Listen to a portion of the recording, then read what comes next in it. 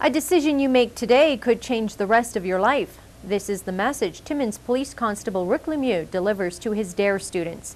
It was highlighted again today at the DARE graduation for two public schools. Grade 6 students from Pinecrest and Centennial Public Schools shared the stage today. After 9 weeks of drug and alcohol resistance education, they're ready to graduate. Constable Rick Lemieux has provided them with a kit filled with tools to combat peer pressure. DARE teaches us how to say no, and if someone wanted to ask me to have a cigarette, I would be able to say no. Over his policing career, Constable Lemieux has taught thousands of students the DARE program. To say he loves what he does is an understatement. If I didn't have to work because I had enough money, I would still do this program. I believe in it. I think the kids believe in it, and just hearing some of the success stories that I get from some of my DARE students who graduated like 6 years ago. Like today we had Ashley Purdy who graduated 6 years ago from my DARE program. She's making good choices, and even though her friends were making bad choices, she knew that, no, I don't have to. And I like that she says that they respect her for that. And people would. You know, if you make your own decisions, you will get respect. Pinecrest student Gloria Capel says Constable Rick's teaching style makes all the difference. He's effective because he doesn't lie, he tells the truth, he's honest, he's funny, and all kids like humor, right?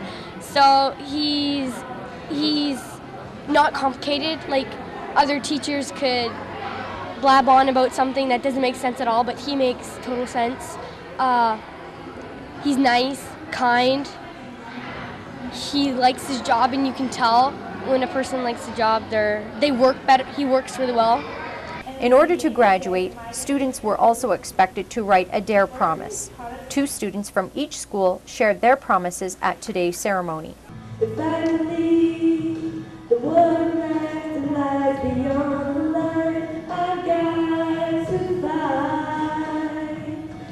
When all the pomp and circumstance was done, the graduation ended with final words from a mom who lost her son to drugs 8 years ago.